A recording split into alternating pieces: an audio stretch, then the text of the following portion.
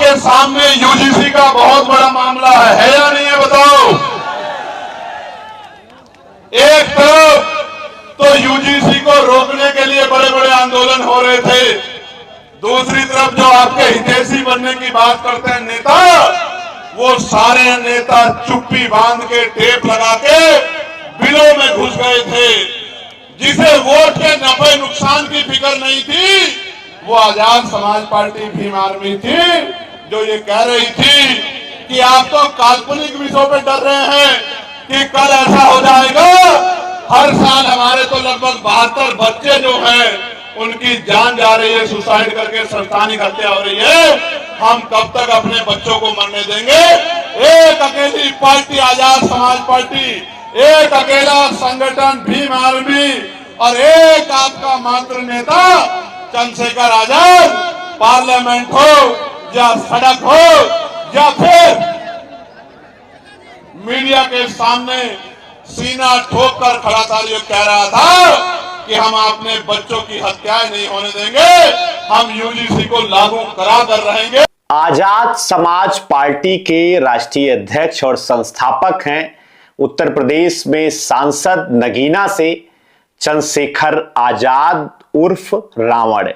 उनकी ओर से इस समय उत्तर प्रदेश में जगह जगह पर विशाल रैली का आयोजन किया जा रहा है और इस रैली का नाम है भाईचारा बनाओ संवैधानिक अधिकार बचाओ रैली।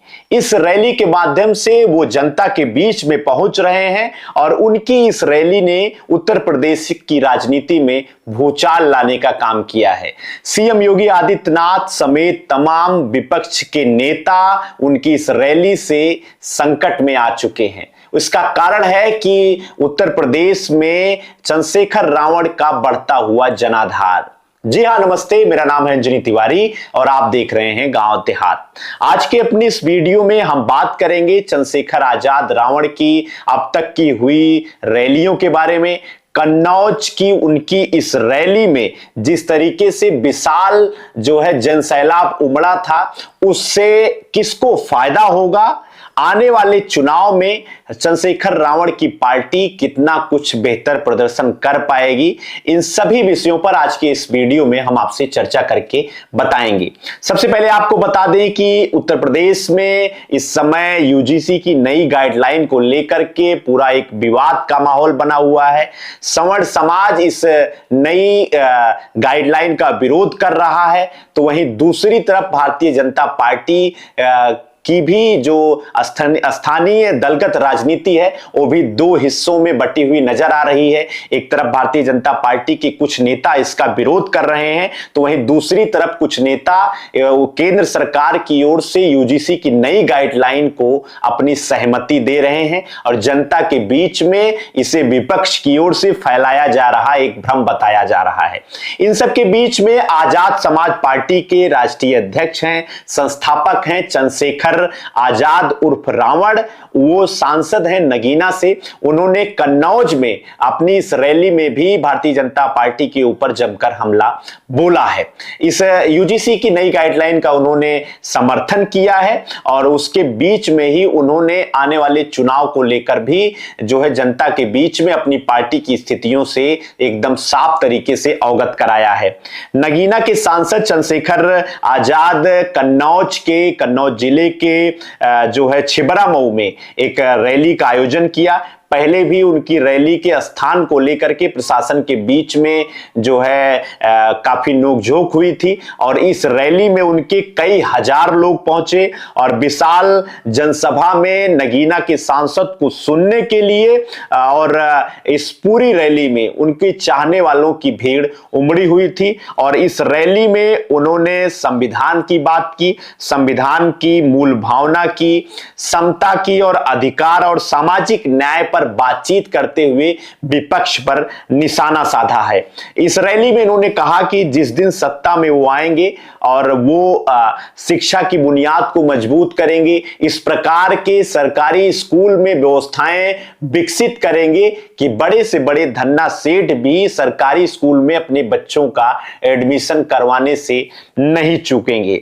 यूजीसी पर उन्होंने बात करते हुए इसे जो है अभी भी कहा है कि जो पिछले और दलित और शोषित समाज के लोग हैं उनको अभी भी मुख्य धारा में लाने के लिए आरक्षण की व्यवस्था उनको आवश्यक है। और आज भी बड़े शिक्षण संस्थाओं में इस वर्ग से जुड़े हुए कई सारे छात्रों के साथ अत्याचार हो रहा है, उनकी हत्याएं की जा रही हैं, उनको जो है अभी भी पीछे रखा गया है। और ओबीसी समाज का इस पूरे नए नियम में यूजीसी के जुड़ने से और उनके साथ भेदभाव कम होगा इस नए नियम से। इसके अलावा उन्होंने एसआईआर में दलितों का वोट काटने पर भी अपनी बात खुलकर उन्होंने रखी है। उन्होंने कहा है कि भारतीय जनता पार्टी और उनसे जुड़ी हुई समस्त पार्टियां चाहती हैं कि जो बाबा साहब भीमराव अंबेडकर की ओर से उनको दिया हुआ अधिकार है, वोट देने का अधिकार है, वो अधिकार उनसे छीना जाए।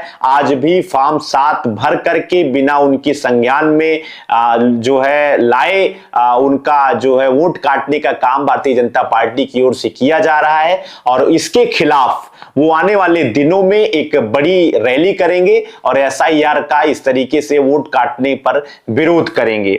उन्होंने अखिलेश यादव और तमाम जो है अलग विपक्षियों के ऊपर भी निशाना साधा है। हम आपको जो है चंद्रशेखर रावण का भाषण का अंश और मीडिया से बातचीत का अंश सुनवाने का काम करते हैं। आज इस ऐतिहासिक कार्यक्रम को सफल बनाने के लिए जो प्यार, आशीर्वाद और भविष्य में मदद का आश्वासन लेकर आप यहां आए हैं, मैं इसके लिए आपका दिल की गहराइयों से बहुत बहुत धन्यवाद करता हूं। प्यारे मेरे परिवार के लोगों,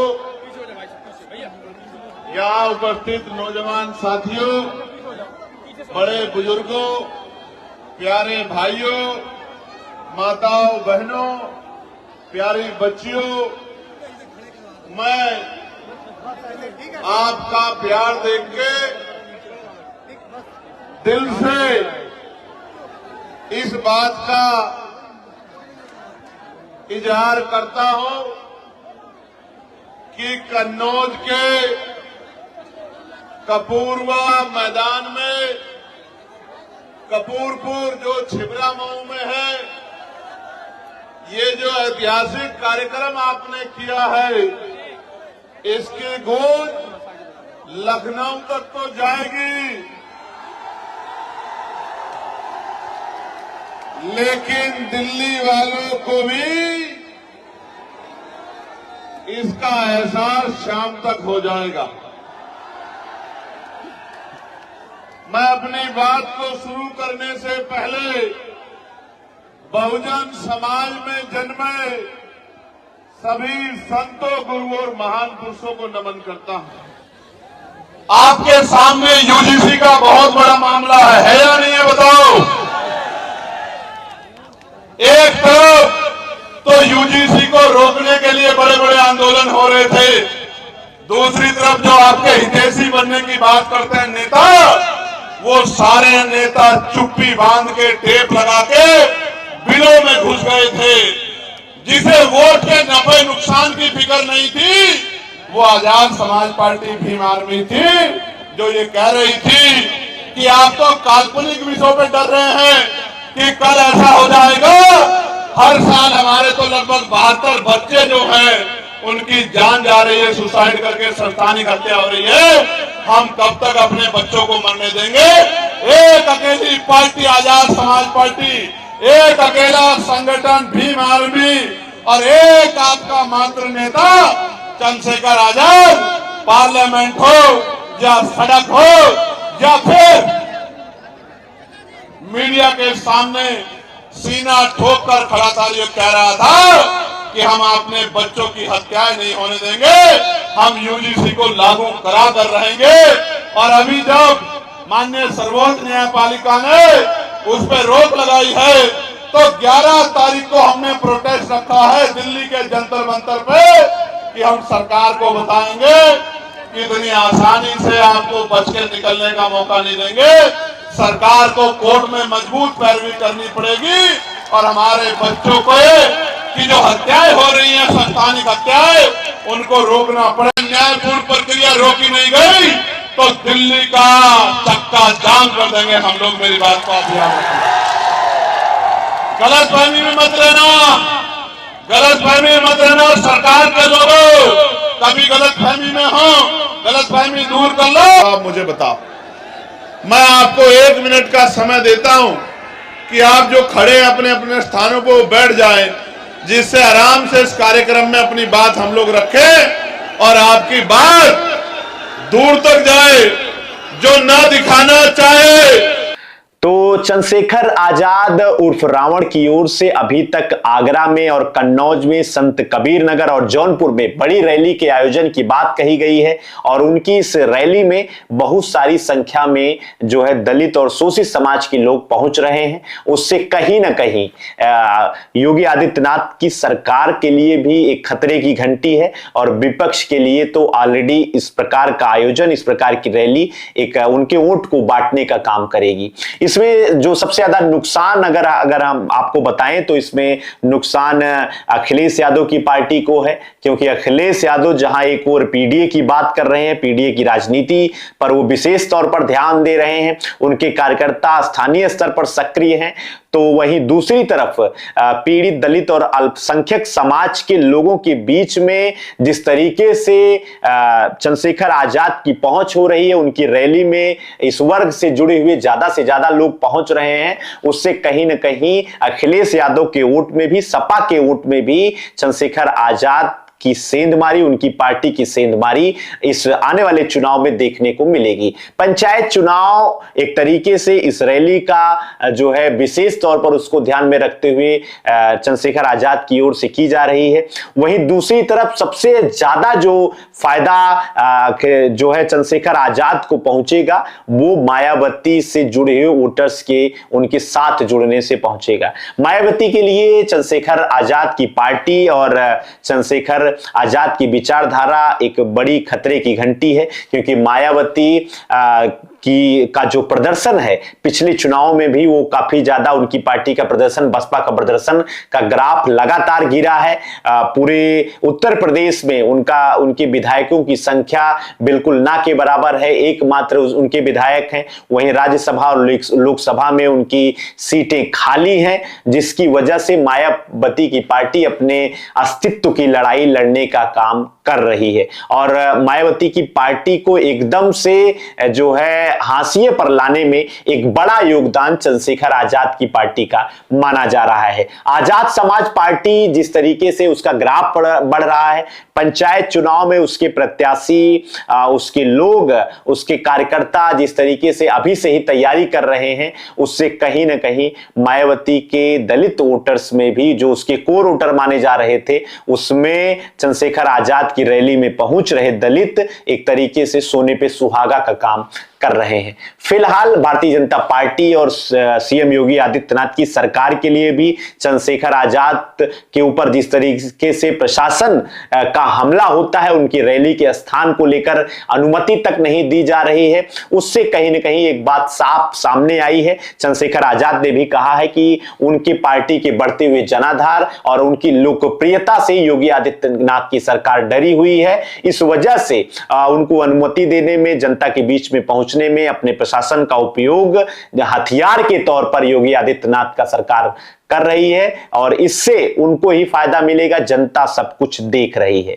फिलहाल चंद्रशेखर आजाद की कन्नौज की इस छिबरामऊ की रैली ने, महारैली ने जिस तरीके से एक अलग संदेश देने का काम किया है, उससे योगी आदित्यनाथ की सरकार चौकन्नी हो रही है और दूसरी रणनीति चंद्रशेखर आजाद को लेकर के भारतीय जनता पार्टी को जरूर बनाने को देखने को मिलेगी। फिलहाल आगे जो भी सूचनाएं आती हैं एक नए वीडियो के साथ हम आपके बीच में आते रहेंगे। चैनल पर अगर आप नए हैं कृपया गांव देहात को सब्सक्राइब कर लीजिए। देखते रहिए गांव देहात। आपका बहुत बहुत धन्यवाद।